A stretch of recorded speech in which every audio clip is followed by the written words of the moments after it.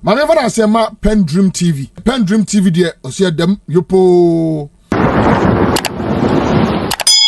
You're watching Good Morning Ghana on Metro Television, and thank you very much for staying with us. We appreciate you, we love you, and thank you very much for staying with us the whole of 2025. And we can assure you that 2026 is going to get better and bigger.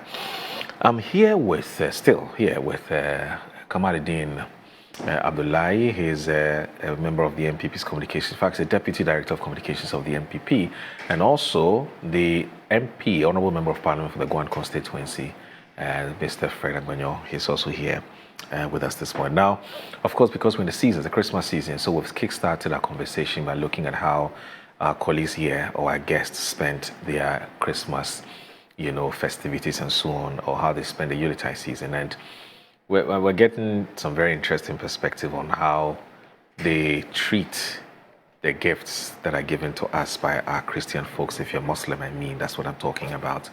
And Deen was making a very interesting point about, some ignorance which has informed how we see sometimes the food that is served us. I'm talking about Muslims by our Christian friends, and say, oh, this one is haram because the fowl wasn't slaughtered with this, it wasn't slaughtered by Muslim, and so I won't eat it. And then when they collect the food, they give it to somebody else to eat. And he's saying that that decision is purely born out of ignorance, and he was explaining what he meant. So when you say it's based on ignorance, what quick one on it? What are your reasons? I started off by saying that there's so much need for us to see each other as one. Right. You see, God in His own design kept us in a secular, environment, which is this country.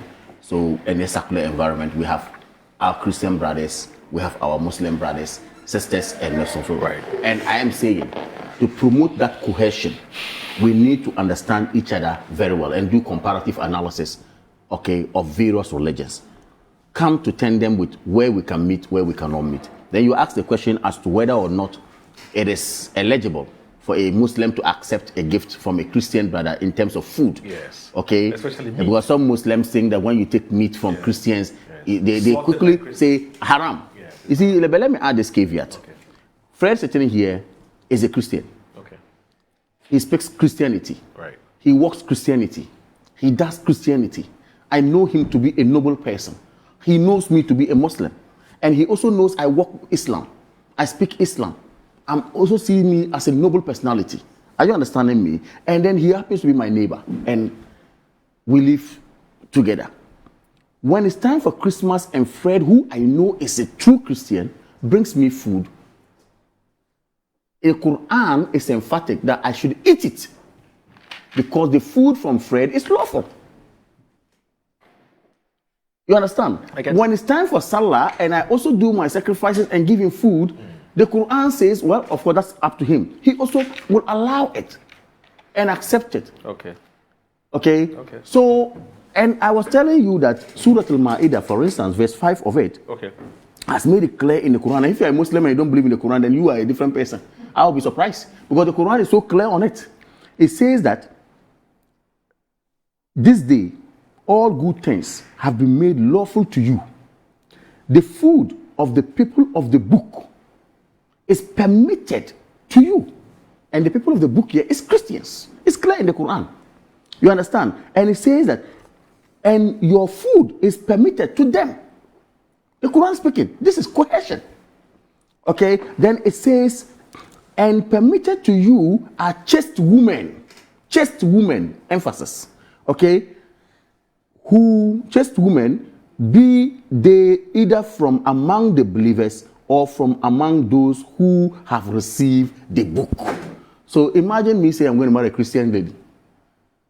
Then somebody is a Muslim in my family say, no, I cannot marry a Christian. The Quran says, marry a Christian. The women of the book are permitted. They are allowed. They're chaste. Who is the woman of the book? Who is a Christian? When we say people of the book is Nasara. Nasara in Arabic, when you translate it, is Christian. Right. Yahud and Nasara. So Yahud are the Jews, and then the Nasara are Christians. Okay, so whether the person is a Jehovah's Witness, whether the person is the Adventist, Whether the person is which are the other ones? If you listen to me, what I said matter? earlier, Okay. What matters is the Christianity. Okay. I said if I know Fred, look at the description I give Fred. Sure. And I know principles of Christianity, and I know him to be a chaste person. Right. I know his family to be a chaste family. Okay. I know he's on principle. Every Sunday you see him going to his church. He's doing what? He doesn't fight. He promotes honesty. He's with you. You get what I mean? The Quran says no compulsion in religion. Don't compel him to be what you want him to be. He shouldn't also compel you to be what you want. He also wants you to be. Peaceful coexistence. Leave the ultimate decision to Allah, to God, who you all serve. That is where I said the ignorance has overclouded us. And then even to the extent that in our politics we are coming in, this person is a Muslim, this person is a Christian. It is crazy. We are not supposed to live that way. It is just complete ignorance in our system. This is God. You don't know why God kept you in a secular family, a secular state. You do not know that. His infinite wisdom, he says, let Umoro and Fred live together. His infinite wisdom, he says, Muhammad, migrate to the Abyssinians. They are the people of the book. You cannot question God. So I am saying, look, if we understand this, we are really going to live in harmony. And whoever becomes the leader, let the person work with principles of the state. Okay. Whether it's a Muslim or it's a Christian. Whoever becomes an MP, Fred as an MP sitting here, I have been to his constituency. There are Muslims. He visits them. They vote for him. There are Christians. He visits them. They vote for him. My constituency, we have an area where I built my house, Janjir Kuku. Janjir Kuku is largely Baptist, Budagombeso, nonetheless. But they have their churches. You understand? Within my constituency. So I'm saying that we are supposed by design of God to live together. Okay. But let us not let these differences of religion tear us apart. All right. I think this is important. Let me just add something very small. Okay. We are not wasting the time at all. Yes. It's worth discussing these issues. Ghana, I think we have done extremely well if you compare us to other countries. The way we have coexisted and tolerated ourselves on religious grounds.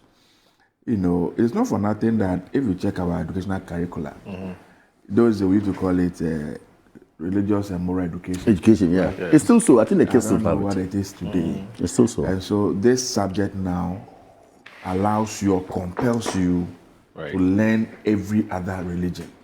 So you will learn the Islamic religion, you will learn the African traditional religion, you will learn Christianity. Yes, you are not a scholar, but the basic thing that fundamentally we are human beings. Okay, it's just about a belief system. And one thing that runs across, we all believe in one supreme God. Exactly. You know, the African traditional belief in the supreme God, the Christian believe in the supreme God, the Muslim believe in the supreme God. We will call them by different names. So that you will call God Allah. We will call God the way we call God. African traditionalists will call God the way they call God. But it's the same God that we are alluding to. The issue is how you try to explain from the Quran perspective your understanding of who Jesus Christ is. Exactly. And his work. Yeah. Our understanding of who Muhammad is. Exactly. And his work. That is where the differences become small. Because we believe in the Trinity of Jesus Christ. Yeah. We believe that He's it all. We believe that it's God the Father, God the Son, and God the Holy Spirit.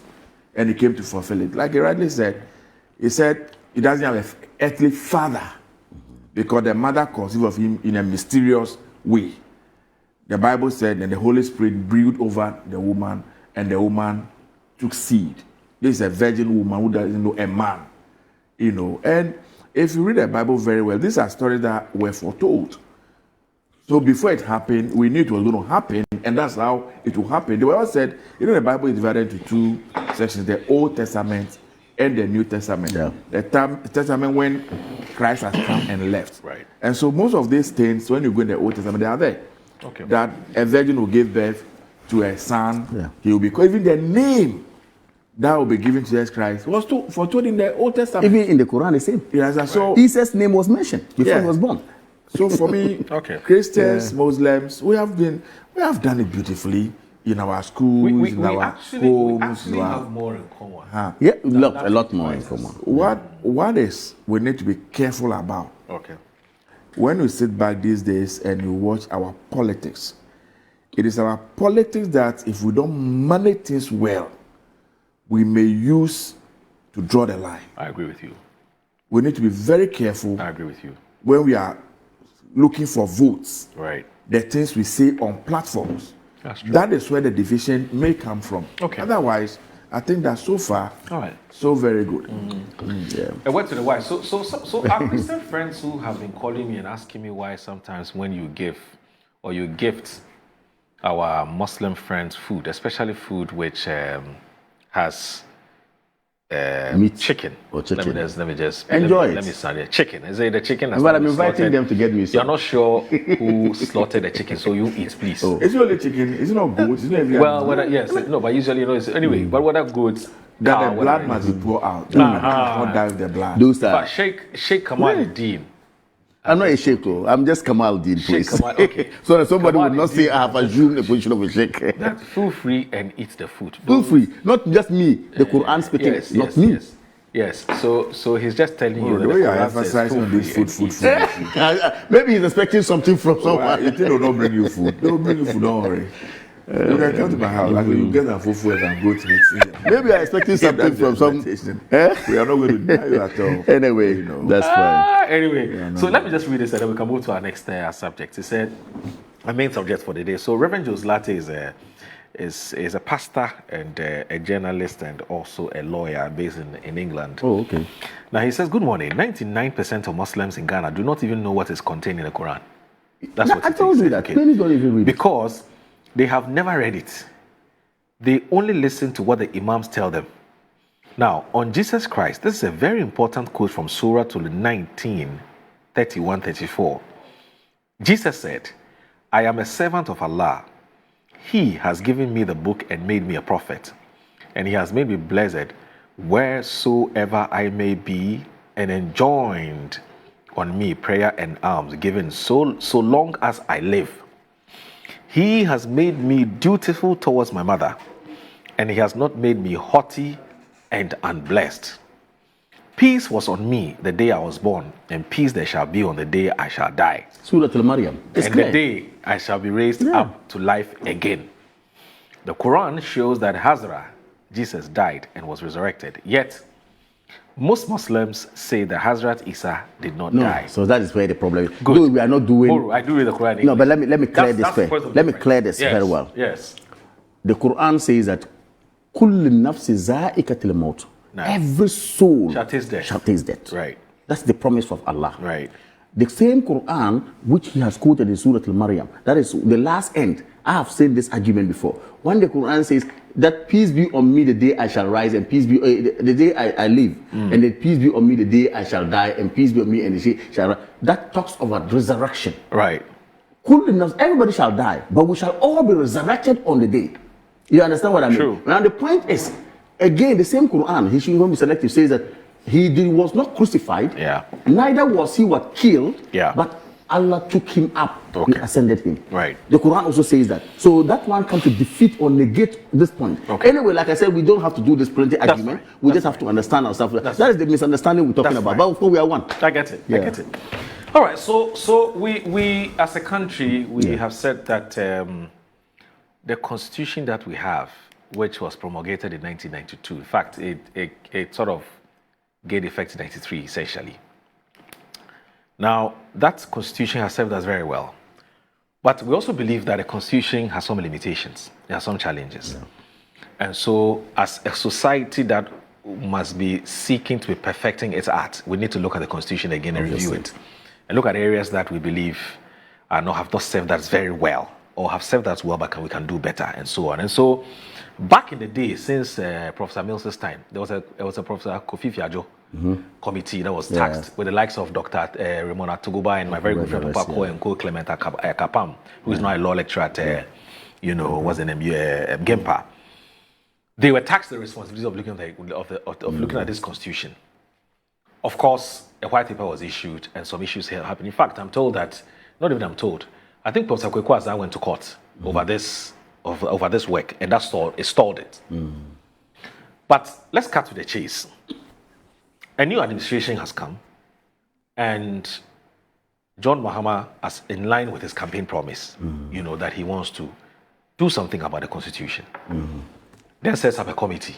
The committee is chaired by Professor H. Kwesi Prempeh, who we all know. I mean, when it comes to law, he's one of the finest brains that we have. Yeah. With likes of Dr. Kwesi Ansah. He's a Yale product, eh? Yeah, he's a Yale product, yes, exactly.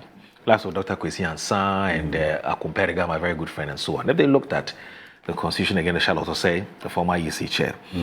And they've traversed the length and breadth of this country. They've come up with a report. Yeah. This report, we are all hoping will see the light of day. This time we should be able to proceed to action it. That's the word I was looking for.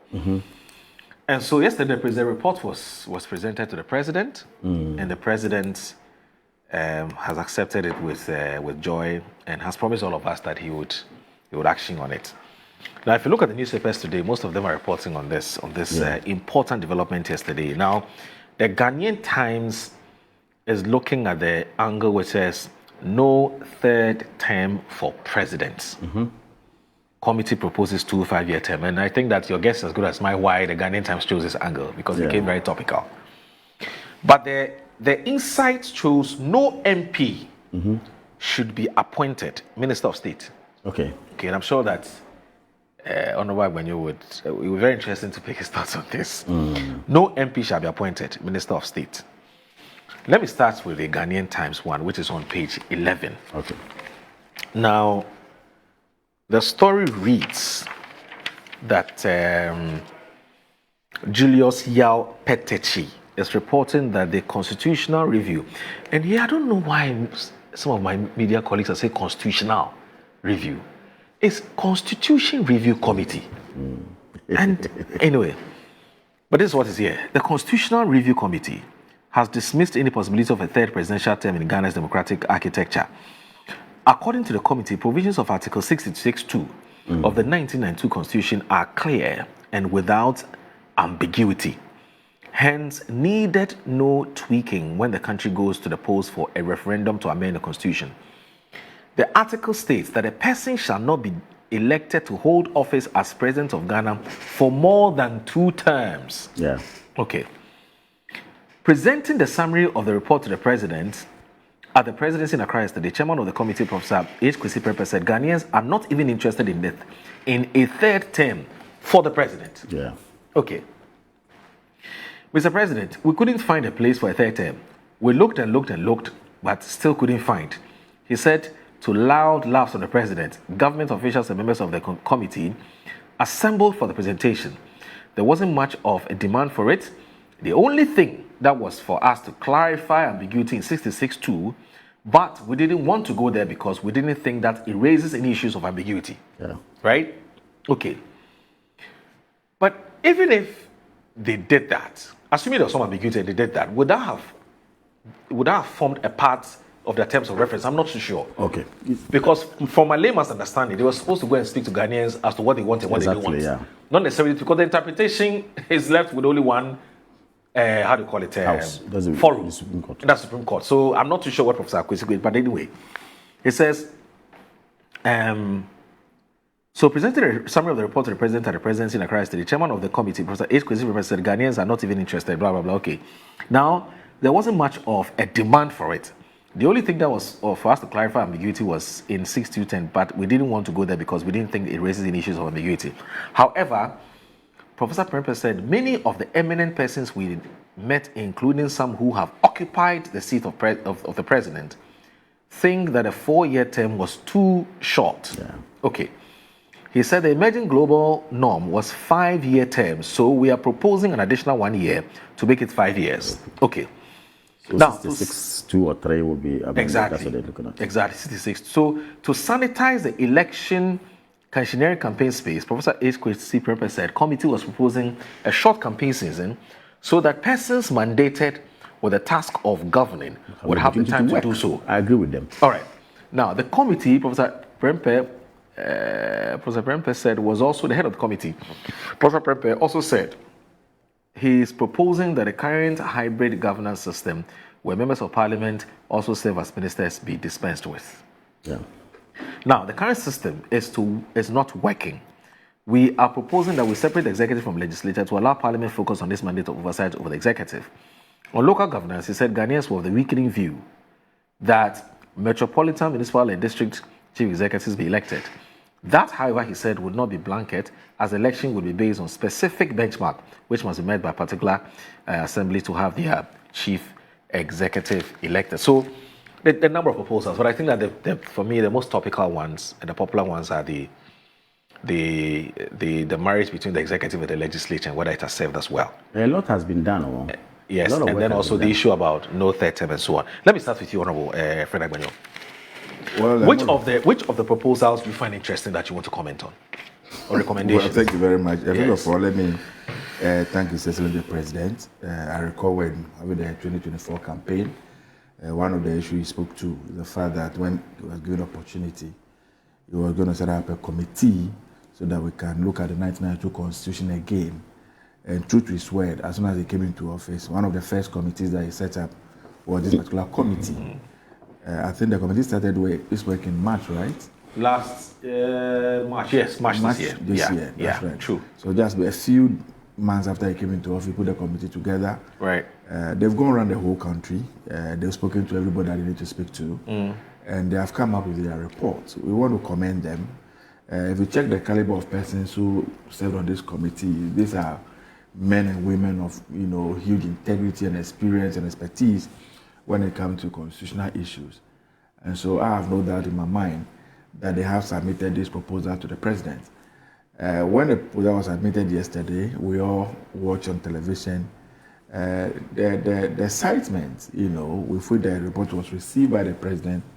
And he assured them that as soon as we finish the Christmas festivities and we return next year, he's going to set up a committee that will try to put this report into action. And he has promised that members who serve on the drafting the committee will be part of that committee as well. Now, how this could be actionable, the Attorney General will need to study the entire report. Then they can give a guideline as to what we need to do. Where there are intent clauses that needed a referendum to get them amended, then that will be recommended. If there are clauses that Parliament, based on some ratio, can also do the amendment of the clause, that will be done. If there are new things that we need to insert, all those modalities, I'm sure the Attorney Department and the committee that will be set up will come up with those modalities. This whole subject or issue of we looking at the 1992 Constitution, I think, like rightly said, under Professor Mills, Professor Fiajo's committee was set up. Is it a committee or a commission? I think it was a commission. It was a committee. It was a committee, Yeah, it was right? a Fiajo committee, I recall. Okay, committee. I recall. Yeah, they did quite extensive work. Yeah. Unfortunately, we didn't get to implement that particular report. Right. For very obvious reasons. So I'm happy that we are where we are now, and the report is out. They've made a number of recommendations. So you're right. It's the Constitution Review Commission. Yeah, it's a commission. Yes, a commission. Yeah. You're right. Absolutely. Commission. Okay. Yeah, so It was in 2010. 2010. Yes. Yeah, commission. So what they have submitted now are proposals. They are not cast in stone. Right. Oftentimes, when the president or the executive receive this proposal, they will go through it and they will issue a white paper where they agree with their committee. They will say that, okay, we agree. Yeah. Where they disagree, they will say we disagree and give their reasons. What is quite intriguing in this particular case, as soon as the report was submitted to the president directed immediately that the report be published and put into the public domain. And so it's not as if the executive is holding on to the report.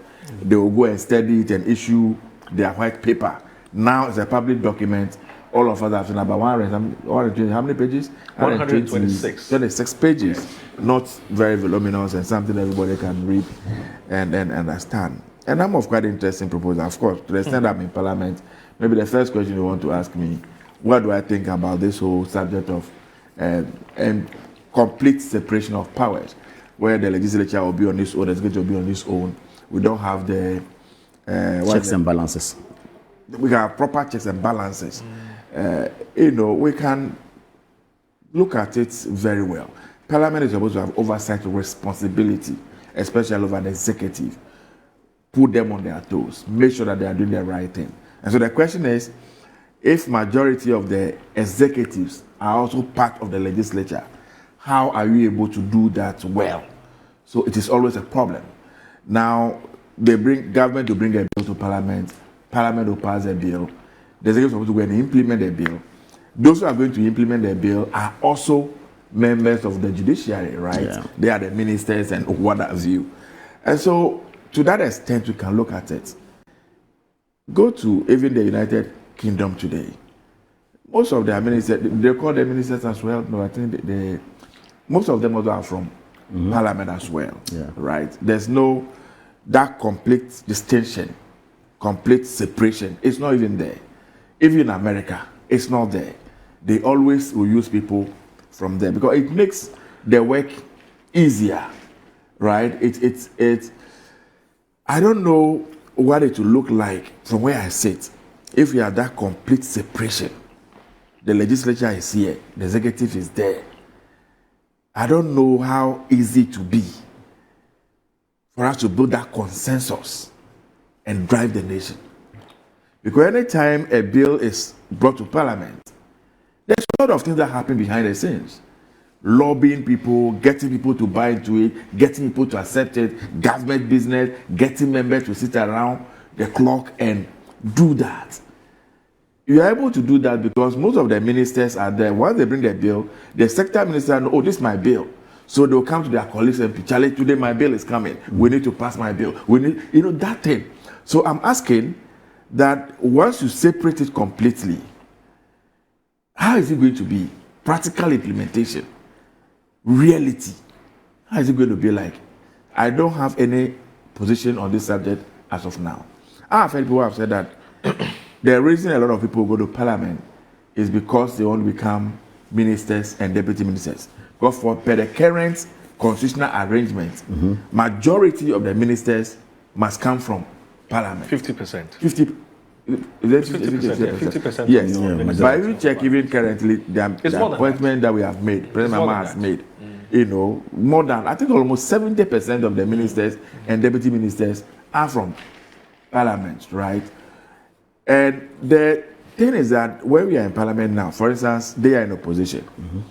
They are ranking members in almost all the institutions and the ministries and what have you.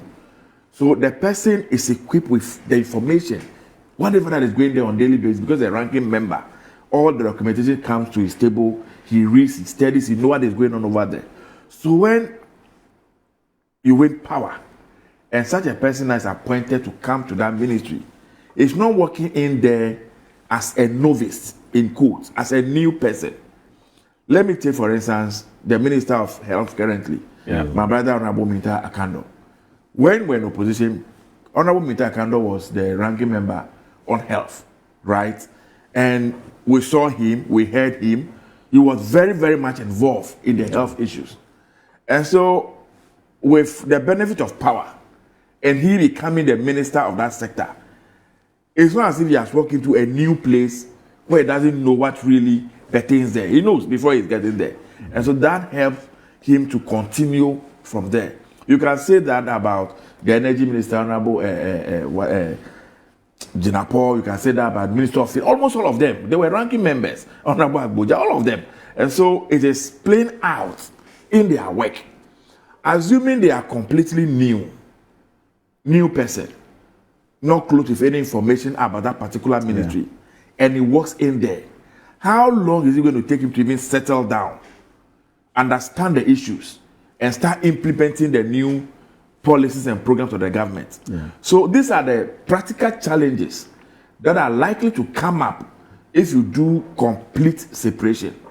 And so, again, we need to look at it. We need to debate it. If Parliament itself has a role to play to give meaning to this recommendation in the Constitution, okay, if we have a role to play, if it is not an entrenched clause, and there's a Parliament that must pass it, are we going to get majority of us in the House accepting this proposal? I don't know. I have no position on that. Yes. One other recommendation that is, for me, interesting is the one that says that the term of president now will be moved from 4 years to 5 years. Not the same as the member of parliament, from 4 years to 5 years. Yeah. More practically, when you take over power, elections are conducted on 7th December. 7th January, government is sworn into office. By the time you finish putting your government in place, i.e. the ministers, the chief executives, the boards, and what have you, almost 1 year is gone. The time you really understand the economy you are inheriting from an outgoing government, to understand everything, it takes you almost a year. Right.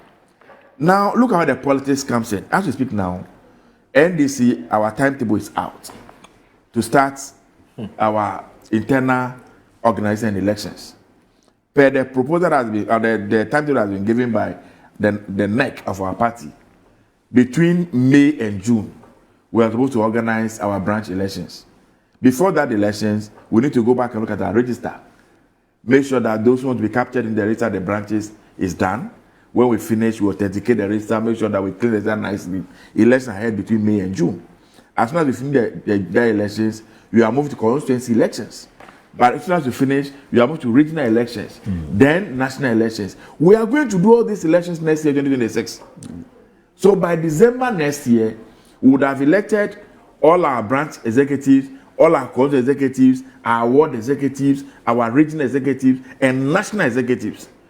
Per the NDC's constitution, when we are in power, the flag bearer should be elected a year to the next elections. When we are in opposition, 2 years prior.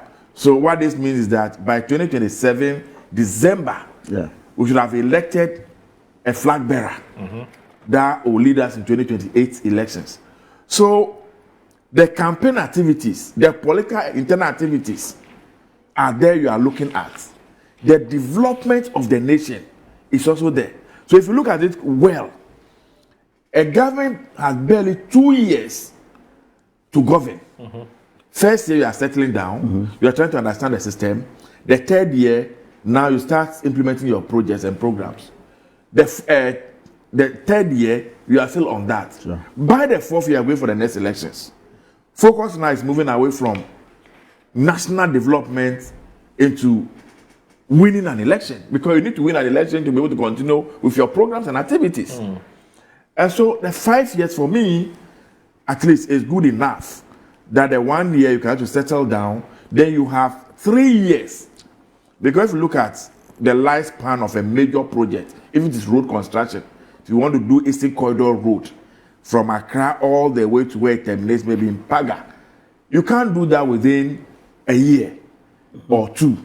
So 3 years is good enough to be able to do all the things that you want to do. Okay. One other issue about this issue about third term of the president, they made a recommendation that we should move the age at which one could contest become a president from 40 to 30 years. Yes. Is that correct? Yes. Now, if you are moving the age backwards, assuming Moro goes to contest elections at the age of 30, Right. and you win the elections, if you are doing 2 terms, by the time you are 38 years, you are finished serving as a president. Yes. You are still very young, very strong. Yes. My view and proposal would have been this: that no president must stay on for more than 2 terms continuously. Okay. Do you understand? Yeah. So it should be possible for you to do your 2 terms, you exit, go and sit in the house. See, I am not surprised about the way President Mahama is governing this country now, and the way he's in total control over everything. He has his eyes everywhere, because he's been there before. When he lost the election of 2016, he went back home, soberly reflected over everything. Given the opportunity, definitely, those that you call his personal mistakes, those that you call mistakes of his appointees, those that you call mistake of, sycophants, all the people that work with you when you're a leader, now he knows. And so look at the way he's going about things now, perhaps compared to how he went about things when he first came into office. And so my view is that it should be possible for you to become a president, do your work 1 term, 2 terms, exit, After another 2 terms has elapsed, if you think that you are still capable, and Ghanaians now can compare the work you did, and whoever has taken from you to has done, and you put yourself forward, and they think that no, there's still something this person can do, and so let's give him the opportunity. I don't think the constitution should prohibit him from coming forward. So my proposal would have been, don't allow more than 2 terms continuously, but there should be a buffer and opportunity for anybody who wants to come back. So if I exit at the age of 38, and after 10 years, when I'm 48 years, or even 58 years, 20 years, I've acquired new knowledge, I've acquired new skills, and I've done things from different perspectives, and I still want to come back, the constitution will allow me to come back. That's one of them. After you have been president, Yes. then you, Yes. okay, Yes. you retire. His argument. So let's say in the case of late Jerry Rawlings, Yes. assuming Yes. he went at 59, Yes. then after 10 years, when he's about 67, 79, well, not necessarily You after 10 years, maybe after 10. I'm not. We can't put an age to it. But the point I'm making is that when you are in an office, there comes a saying that when you are charting a path, Yes. you don't know your back is crooked. When you go and sit back home, and then you start reflecting, oh, on the hindsight, I should have done it this way. This other option would have been better. Oh, I should have gone about it this way. You know, but in the spur of the moment, you are unable to see all these things and do this. Leadership is loneliness. The challenge with that is that, you see, the challenge with that is that, Fred, it is also possible for you to have a president whose tenure was terrible, right? But assuming what you're saying is something that we intend to implement, which is that, look, after 8 years, nothing should stop you from coming back, from making a return, on condition that we witness another term. So assuming we're going to go over the 5 years, you've done your 10 years, right? After somebody's 5 years, you should be able to make another claim, stake a claim that you want to come back. And the constitution should not stop you from doing that. Now, if after that 10 years or 8 years, you lose an election, but you honestly don't believe that you lost that election because you did something wrong. In your mind, you lost the election because maybe propaganda. A lot of factors cause people to lose election. Good. Now, your party decides to put you up again. And you know how in this part of town, you know, we can do all kinds of things to lead a political party. Now, if you lead a political party and the party in power, okay, also loses an election, you, this person who was a former president whose tenure was very bad, you get the opportunity to go back, and the very things that you did that led to your exit, you're continuing with them because you honestly don't believe that what you did was wrong. No, but it is not for you to believe or not to believe. It's for the people of Ghana who are going to make that determination. Yeah, but that is true, but friend, you see, You understand? it is true, but friend, I can put myself forward. If people think that my tenure was bad, they're not good for me. But see, friend, in this town, it's not even, maybe it's not even. No, my difficulty with Fred. We have even said it time and again, we said it time and again that oftentimes it is not the party in opposition that wins, it's the party in government that loses. That's true. So you may just be lucky, even though you've had a very terrible record in the past. But if the party that is in government does a poor job, you get an opportunity. I don't want to personalize the proposal I'm making. Okay. You see, we have seen leaders and leaders and leaders. Check Ghana's history, our democratic history. Okay. When Osavo Dr. Kwame Nkrumah was overthrown in 1966, I believe if Nkrumah had not died by 1972, if Nkrumah was still alive, strong and kicking, He would have staged a comeback. Nkrumah would have staged a comeback and Ghanaians would have voted for him. Right. If the history of his work is nothing to go by, Ghanaians would have voted for him. How many times have you not heard people say, But when are we going to get another Nkrumah again? Okay. How many times have you not heard people say that at a certain time in this country, people say that we wish Rawlings is back? Have you not heard people say things like that? We have missed Rawlings. No, but There are leaders that... I guess what I'm saying that does a comeback necessarily mean that the comeback will come with new things and new ways of doing this. That should be the expectation. That should be the expectation. It's not automatic. I'm saying that should be the expectation. I get it. If I am coming back, I should be able to tell you that, oh, you know what, when you first gave me the opportunity, Yes. I did A, B, C, D, E, F. On the hand side, I should have done this other thing. Do you know MDs? People have been given jobs. MD, whether general manager or MD. The person was sacked. But the company decides to bring the person back. The person came, did the very things that led to his dismissal. I was sacked for the second time. I'm saying, but the point is, it is not everybody who reforms or changes because they've lost elections before. That's the long and short. It is not the case. What we need to do is that in this constitution, we must make it more easier and possible to remove a president from office.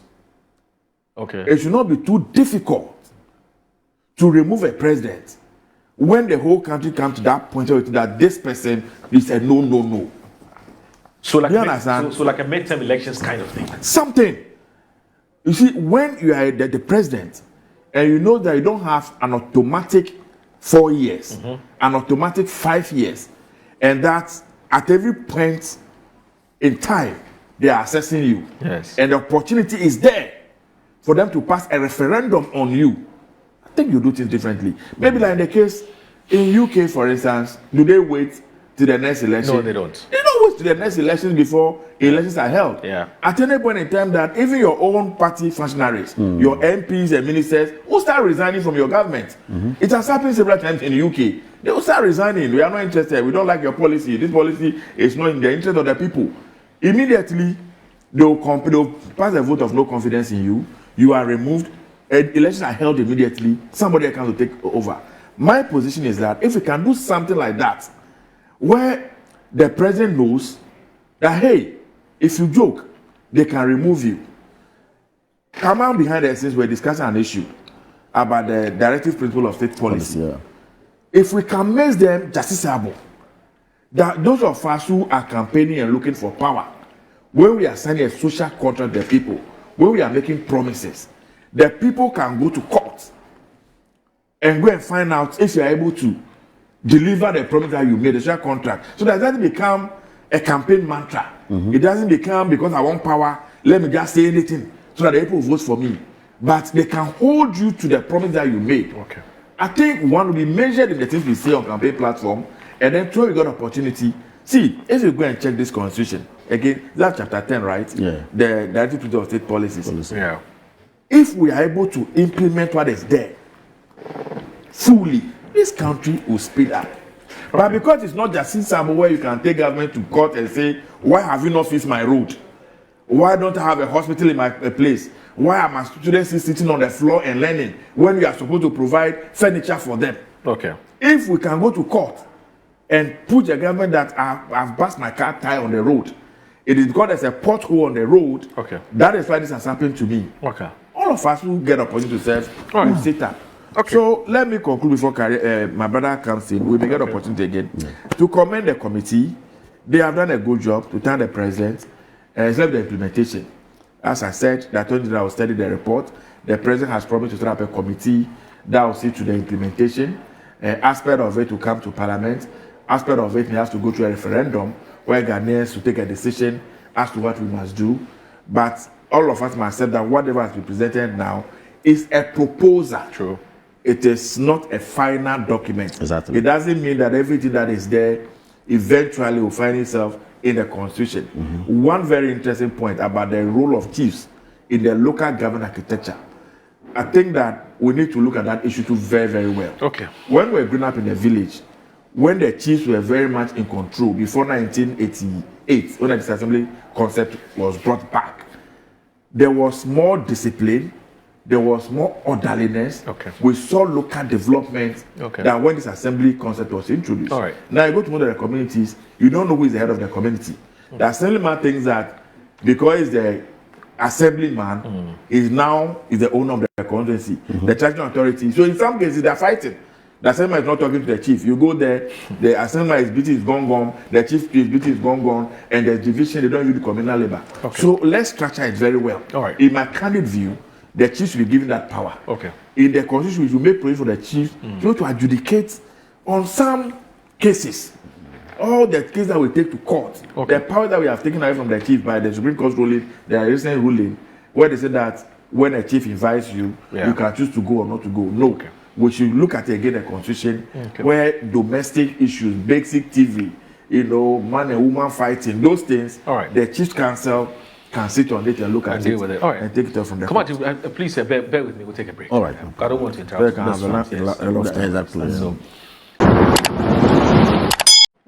All right. You're watching Good Morning Ghana on Metro Television. My name is Audu Moro, and my guests are still here with us. One of them is an MP, and the other one is a deputy director of communications for the NPP. Now, he is at some point he was in Saudi Arabia, I think in Jeddah. You guys in your Saudi Arabia and myself. At some point he was in Jeddah. Once an envoy, always an envoy. Yes, anyway. You were consul general, isn't it? Yes, I was. Yes, at Jeddah. I'm sure you still relish those representing moments. Ghana. Yeah, representing. You still relish those moments. Oh, why not? Why not? All right. With nostalgia. But also remember that he used to be a former National Nasara coordinator. So he's a man who is wearing many hats. And there's actually a conversation I want to have with him, but I'm just hoping that we have time. Anyway, so you were just about to give me your take on the recommendations by the CRC. Well, Moro, I think that let me begin by saying that this is a trajectory as a country we have traveled on for some time now. Okay. Since 2010, as my brother Fred rightly put it. In 2010, we had what we call the Constitution Review Commission report, which was prepared by the Fiajo's commission. And then we also had the Constitution Review Implementation Committee report in 2015 under John Dramani Mahama again. And then we also had in 2023-2024 the Constitution Review Consultative Committee report under Nana Addo Akufo-Addo, as it were. All this walking the road to see how we can amend the Constitution of the Republic of Ghana, 1992. And as per Article 289 of the Constitution. Of course, Article 289 is clear. The procedure to use based on non-entrenched clauses and then entrenched clauses, as it were. Now, what we have seen from the Professor Prempeh commission, or is it commission or committee? This is a committee. It's a committee. Yes. Committee. Yes, what we've just seen from their committee is to fine-tune all that has happened. Yeah. Okay, because from their own committee, they even said it under Dex review and documentary analysis, they alluded to some of these processes that, of course, had been done and added some to it, as it were. So they have come to fine-tune the work and move on. But you see, it's still work ongoing, in my view. All they have done is to be subjected to the processes, like Fred said. You would have to get a bill to Parliament, you would have to get the gazetting done, Council of State looking at it, back gazetting being done for 6 months, if only we're accepting it, until referendum is held on some of these things, then we have a new constitution. It's still a process though. But the president has promised that somewhere in 2026, when we go in, I don't know whether it's going to be January, February, or whatever, but I think on receiving the report, he promised, or he did say, that in 2026, inshallah, we shall see, Ghanaians shall see some implementation of some of the recommendations. But interesting, I found, and I will begin with the Legislative House and the kind of proposal they are having for legislature. The committee thinks that the consultations that they have made, the engagement that they have had, the review of the literature that they have in that regard, they think that Article 94(2) of the Constitution be amended, which would allow, if you like, people who are who hitherto were disallowed from contesting to become members of Parliament to contest. I think they have looked at Article 94 and they're talking about the qualification also being that dual citizenship now should be allowed. Right. So the idea of somebody is a Ghanaian born, and the next or some time down the line, the person acquires another, if you like, citizenship, not being allowed to go to Parliament. In their view, or from the work that they have done, they think that Ghanaians have a different view. We should allow people with dual citizenship to contest. But that's already in the works. In fact, I'm told that. I think there should be. And I'm saying that there's a bill in Parliament. There's a bill. There's a bill in Parliament already on that. To allow that, so that has been done. So it means that there's a representation of. So it aligns with aspirations. Absolutely, with aspirations of Ghanaians, as it were. You talked about people who are serving the public service as well. They also say that whether you are a military man or you're a policeman, you are whatever. Public service, there's a case from the Supreme Court that disallows holders of public service to contest unless they resign, as it were. The committee also thinks that, well, that also should be looked at, and then the amendment to be allowed for such to proceed. That said, the appointment of ministers still under the legislature, okay? I don't get where that is coming from. Maybe we will have to throw more light to us when they say that the Constitution says appoint from Parliament some ministers, but this committee says that no, they think Ghanaians disagree with the provisions as it is now, that Parliament or ministers should not come from Parliament, okay, at all. Now, question someone will ask is, are those parliamentarians also Ghanaians, duly qualified and have the competence to also hold offices as ministers, aside just being MPs? This is a question somebody will ask. Because we are talking about, you see, we really want Ghana to grow. And then the second question is, what the framers of the Constitution now, what were they thinking, or what was their thinking then, when they said that, look, the cabinet ministers should come from Parliament? Today we are saying that not even a deputy minister, not even a minister should come from Parliament at all. To the extent they have even gone further to say that not even a minister, not a deputy minister should even be appointed to a board. That also is part of the committee. You don't see the wisdom in that? Yeah, you see, where I have a problem is, first of all, are we all Ghanaians? Yes. Okay. Second, do we all possess certain competencies? Yes. No, but and if for example, Deen. Yeah. The issues that you're raising, in fact, the basis for making this call, has absolutely nothing to do with people's competences and their Ghanaianness. Nothing. But it has to do with what? Because you're a member of Parliament, you cannot get job to. It's just a conflict of interest situation. What is the conflict of interest? Parliament's role, as we all know collectively, is simple. You have an oversight. Check the countervailing powers of the executive.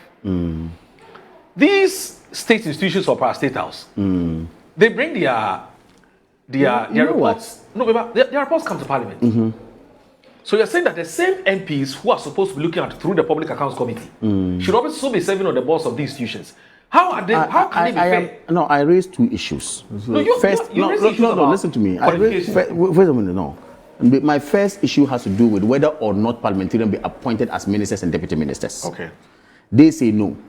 And I'm saying no, I have a problem with that. Yes. And my problem is that all Ghanaians who are qualified, duly placed as competent ones, with the age right, healthy, body and soul together, irrespective of your membership, whether you're a member of Parliament or not, you could be considered by the president for appointment.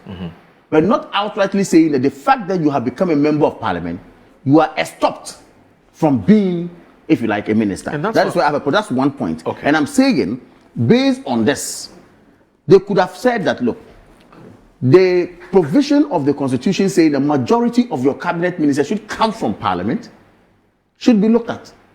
And rather say that, look, the president has the opportunity to appoint, okay, if you like, whoever wants to serve as a minister, and remove this majority coming from Parliament. Okay. But not to say that Parliament completely is out of appointments. Assuming that the person who is supposed to help the president achieve his aim who has the competencies. Well, in this country, there was a time we had only 3 neurologists in this country. Only 3. There was a time like that. Yeah. Assuming that all these 3 neurologists that we had were members of parliament then. And assuming such a law was in place. Yes. And that the health ministry needs somebody who would be appointed by the president to advise in that regard. Yeah. How is that going to be? So I'm saying that but all these things ought to be but asked. we have a solution to that problem. What is that solution? Why can't the president implore on that person? Why can't the president advise the person that, look, I need you to come and serve in this capacity, so please resign? Resign from. They have gone further to say, even when you resign, you cannot be appointed. Isn't that a report? Oh, okay, so that's where you're coming from. You understand? Parliament is from every angle you see it. So long as you become a member of parliament, you are out. Even if you resign, you see, so that is where I have a problem. There are practical difficulties. Yeah. So they should look at the amendment of Article 78, which they have mentioned. For me, in my view, that proposal is a bit problematic. Okay. You get what I mean? Now, going forward on this as well, what I also find a bit problematic is the appointment of the Chief Justice, the judiciary.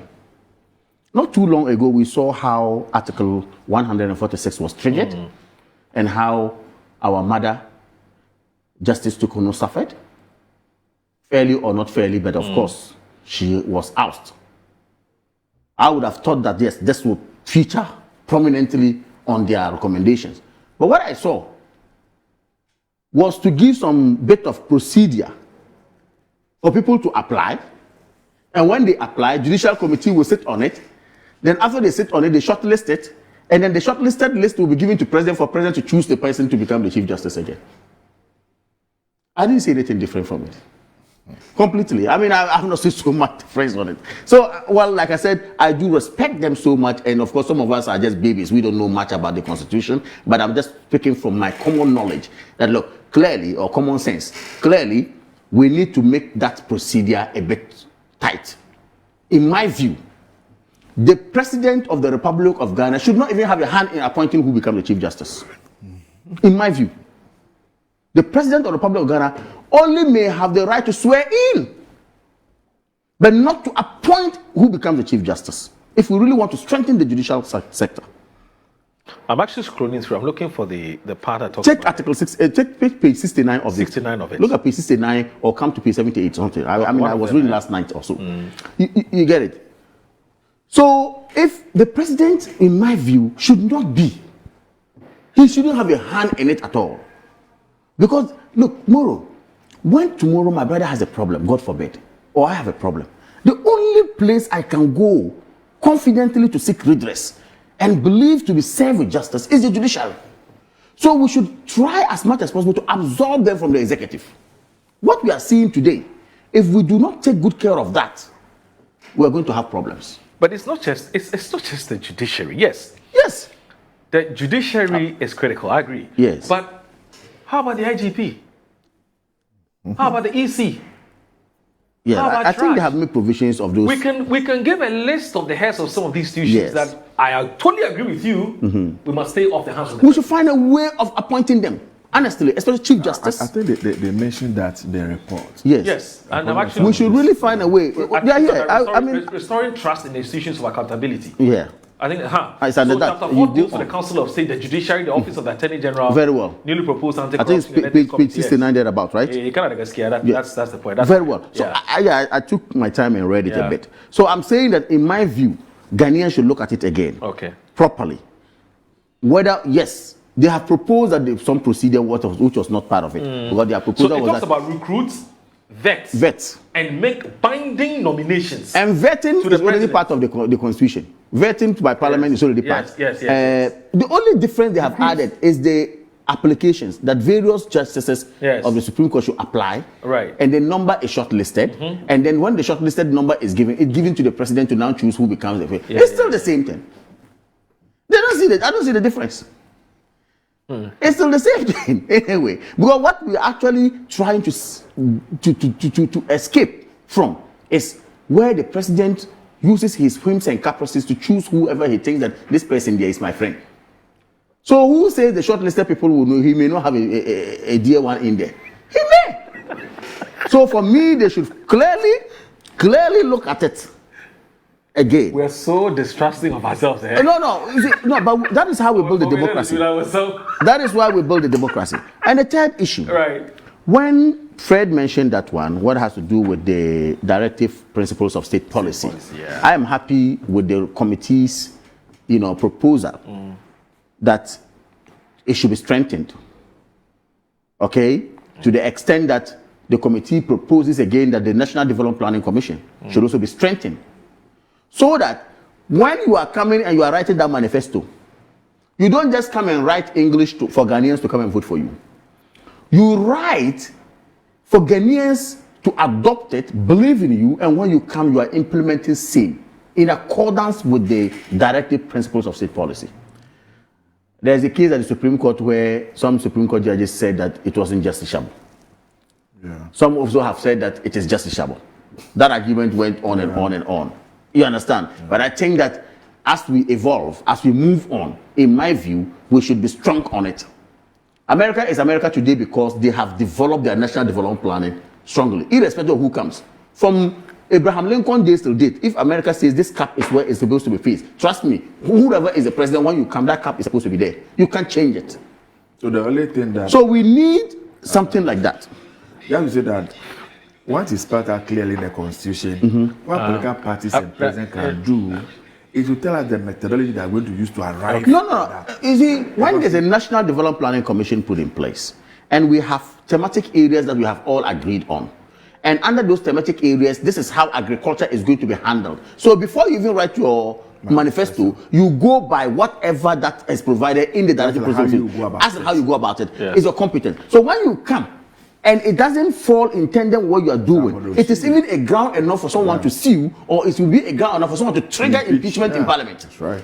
So when they strengthen it, I agree with them clearly on that one. Okay. I think they have done a couple of jobs. We have yet to read it. It's like I said, it's just the beginning. It's just the beginning. But we're going to now on the third term of president, whether the president should go on third term or not, or lightly they were saying that they didn't have Ghanaians saying that the Ghanaians didn't have that appetite at all. I would tell them who had appetite. Majority leader has appetite. They should have spoken to Ayerega on this. That's on a lighter note anyway. Ayerega has so much appetite. Somebody asked me, so assuming you have the Nanado type of president, you want him for a third term? No. But at least that's why Nanado never even thought of it. Ayerega has so much appetite for third term. They should have been talking to Ayerega. They have gotten it. So it will dovetail into whether 5 years or 4 years. Yeah, yes, I'm touching on it. For the third term, like I said, look, without ambiguity, Article 66 is clear. One. Yeah. That one I agree with them. The committee says that, look, you cannot go more than 2 terms. Right. And when he said it, he emphasized, you know how he was giving it. And everybody started laughing in the room. You see, so if anybody is under there pushing people to go for some third term agenda, that would not work. Now, the 5 years, I could not have agreed with them the more. It is clear. Okay. And I think that it's a fair representation of what Ghanaians think. And even me personally, 4 years is not enough for any government to be able to deliver, given the way we have so much appetite for elections in this country. We enjoy election. No wonder they have christened their report moving from the electoral democracy to developmental democracy. Yeah. We enjoy election. Why? They have mentioned that there should be a short time for campaigning, and I agree with the committee on this. Yeah. Look, after election, it's gone. What is this billboard doing? And every day is about political party, and this one was coughing, and this one was taking whatever. To the extent the private issues are discussed. Yeah. So for me, I think that clearly I support the committee on this short-term campaigning. Immediately after election is gone, and inshallah, Dr. Alhaji Mahmoud Bawumia be ready to go 10 years when we see this implementation, inshallah. So, and see, I think that one is very okay for us. Oh, why? I'm Dr. Bawumia. Everybody knows that one. I'm not promoting that we should get back to the 4 years. I cannot have about him for 10 years. Oh, why? We are going to have him for 10 years. Why? What's your problem? Inshallah, we're going to have it for 10 years. And so I think that on the third term thing, that we shouldn't think of it at all. Okay. Ayerega is maybe disappointed on this matter. I'm sure he will be very much disappointed. I'm sure A+ will also be very much disappointed. He says even A+ was even telling us, even Parliament can change the law. We make the law. We can change the law and make him go 10 times. I say, oh, really, my brother? Go and check this thing properly again. Anyway, but that's just on a lighter note, like I said. But fairly, they have done a good job. See, these are eminent people. These are very respected people. And I like the people they have spoken to. Every single Ghanaian who matters in terms of, their stature was reached out to. Okay. The literature they reviewed, the kind of people they engage. Yeah. Professor Okwe and Co, SKB, Asante and Co, all those important people who are closest when it comes to constitutional matters were spoken to. Okay. And I think that we should just pat them on the back, on the shoulders, and say that they did a good job, they did a great job. But we pray and hope that implementation will be done and done properly and done in tandem with the law. Thank you. All right, so the discussion has just begun. Just a second, Eric. The discussion has just begun because there are many recommendations that they made. Yeah. You've chosen A lot. You've had your pick as well. And I'm sure that next week, I'm not too sure. But next week, if we're still not on break, we'll pick. We are not fortunate. We've not been able to actually read properly to understand it. And we have a lot. Just that we had short time, but we'll continue to do more. We'll do more on it. We're still dissecting and But Kwame Saponasi of the CDD, Center for Democratic Development. Now he sends this message.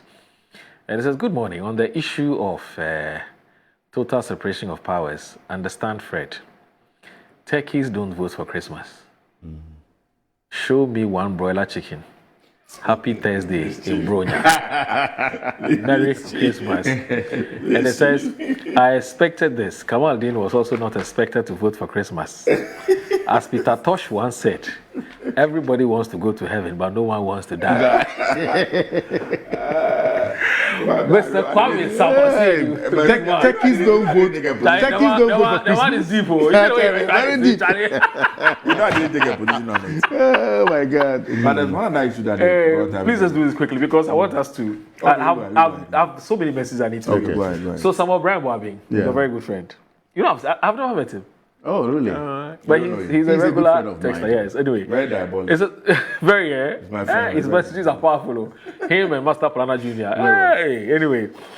So, Moro, no government or president should be permitted to extend the presidential tenure to extend the presidential tenure from 4 to 5 years, and any fantasy of a third term must be firmly rejected.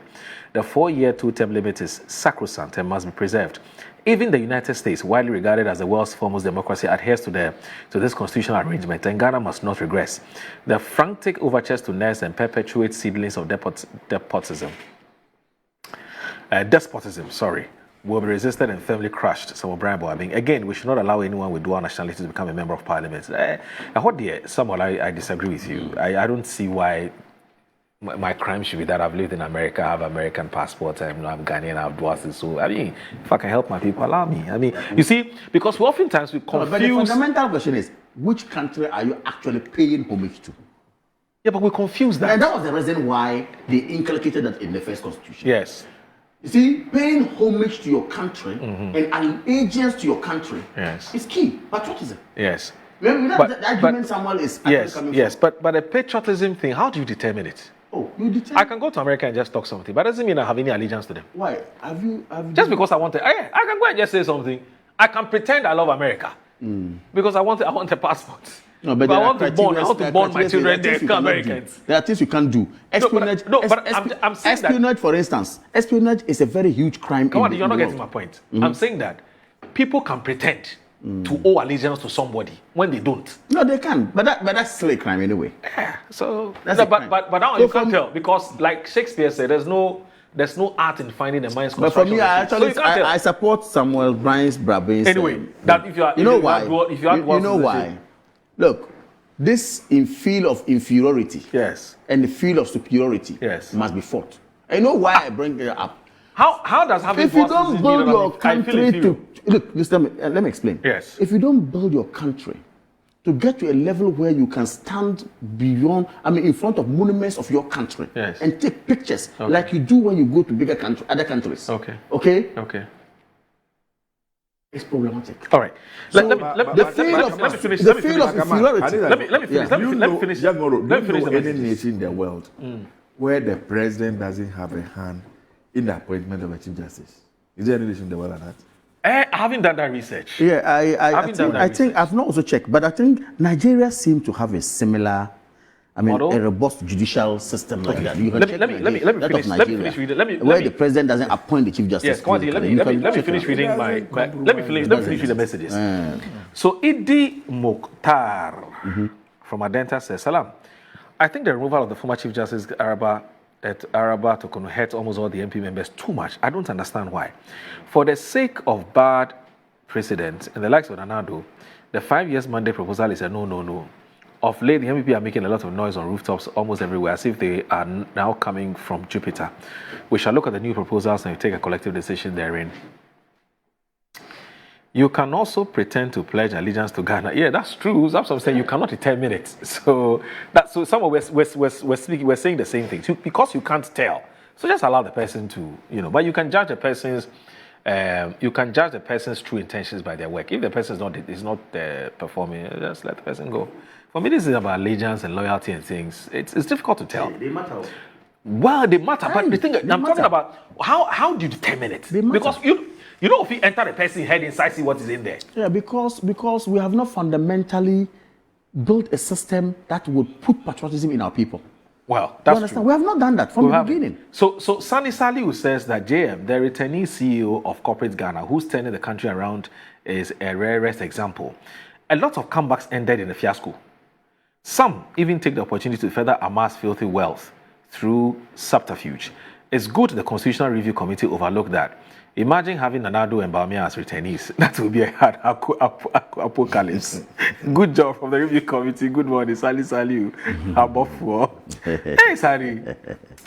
Anyway, McLean Desmond. This one, what are you bigging me up too much? If I go and read this, I'm doing self-idolation. Anyways, I'll read that part. I'll just go straight to the point and say, good morning. The NDC vehemently opposed the same 5 years proposal when President Ejiokum Kufuor was leaving office after completing his 8 years in tenure. Today, the very same proposal is being spearheaded by the NDC because it seemingly benefits them. The appetite of the Ghanaian politician to bastardize principles and cherry-pick positions has increasingly become amusing, albeit worrying. I think we should, at the very least, begin to place national interests above the usual petty partisan politics. That's McLean from Seshi. We also. Now, Musa Abatwa from Masawa says the recommendations contained in the Constitutional Review Committee's report is a thorough piece of work that reflects broad consultation and deep analysis. Let us embrace the outcome of this report and give it our full support for the progress and strengthening of our democracy. However, I disagree with the decision to add an additional term to the president's tenure. My regards to the elder statesman, Dada Ato Ahoy.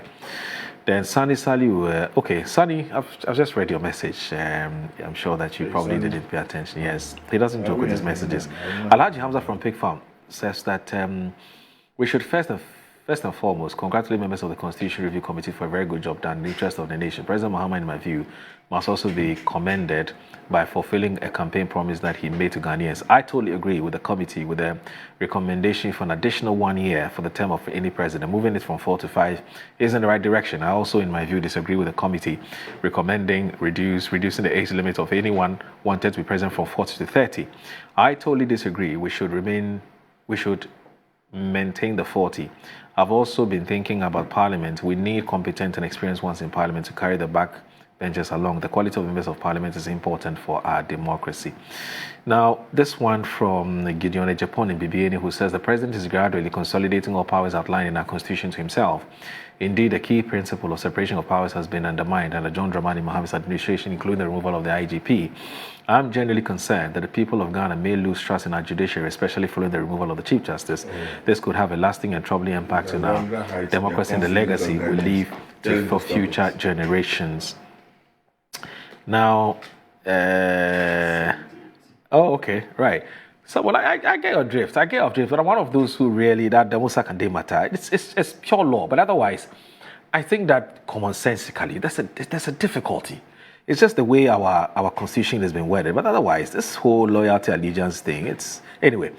Master Planner Junior says, great submission, my boss, Honorable Kamal Deen. Reducing the age from 40 to 30 years is very important and good for us as a nation. We have so many young and brilliant young people below the ages of 40 that can change the fortunes of this country, and so age should not be an impediment. Now, on the issue of 5 years for presidency, it's insignificant. Whether 4 or 5 years, there wouldn't be so much change. The president will even wish for 6 years if it changed to 5 years. What we need to focus on is having a national development plan where every government will follow it alongside the manifesto and vision. Master Planner Junior Policy Analyst from Kintampo. Abdul Kudu says, why did the president select H. Kwesi Prempeh, who is not a lawyer, probably so-called in the context of Ghana? This is not for the public. This is not for the public, please. Professor Kwesi H. Prempeh is a lawyer. So yes, he's a lawyer. I don't know where you got that information from, but he's a lawyer. Yes, he's been a lawyer for many years. Blah blah blah blah blah. I don't really know much about that, but I know. No, he's a lawyer. He's a lawyer. He's a legal brain, actually. Okay. All right. So let me end with this one that says that. Okay, so it's a very long message. I don't know who the texter is, but when you send this, you. Okay, let me just read the first two paragraphs. This government, led by His Excellency John Dramani Mahama and some of his appointees, has acted in a heartless, wicked, and reckless manner. Staff of Ghana Water Limited, who were duly recruited in November 2024, were suspended without any stated reason. We have remained under suspension since 11th February 2025 without salary both prior and throughout this 12-month period. Boss, who are you? You didn't add your name, nothing. So I don't know who you are and then why you decided to send. Anyway.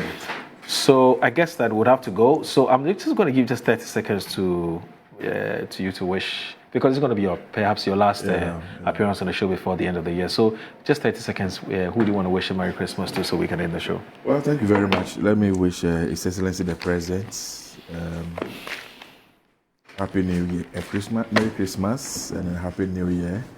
Our Vice Presidents, the Chief of Staff, the Republic of Ghana, the Ministers of States, my colleague members of Parliament, my party national executives, the regional executives, our constituency executives, branch executives, the entire Ghanaian community. I reserve the best for the good people of the Guam constituency. All the Nananum, Nanahimam, wish you Merry Christmas. The young people of that constituency, let us leave a mark that one day when they're talking about the Guam constituency, they will mention our name and mention our name favorably. That this is our 10, that for the first time we saw quota roads in our area. That during our time, that we have good schools, we have good hospitals, healthcare and employment opportunities for the young people. I wish everybody and the whole people of Ghana Merry Christmas and a prosperous New Year. And when are you breaking for the today is your break? Tomorrow is the last day. Tomorrow is your last day. Oh, okay. We may return next week, Monday, but it's not that. So my advice to all, let's yesterday you read the story before if it was that some people even got suffocated or some collapsed. Christmas shopping. Yeah, Christmas shopping.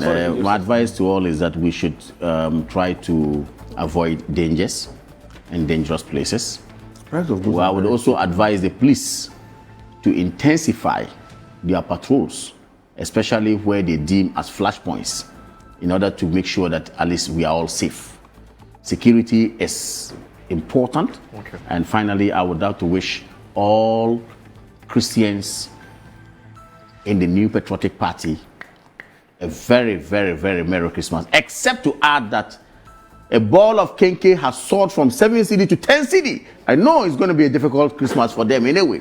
In the name of dollarization, dollar coming down, but the ball of kenke. I'm not PENDREAM TV. Now, so far so good.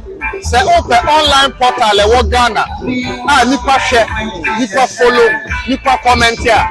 To my best of knowledge, without any biases, PENDREAM TV.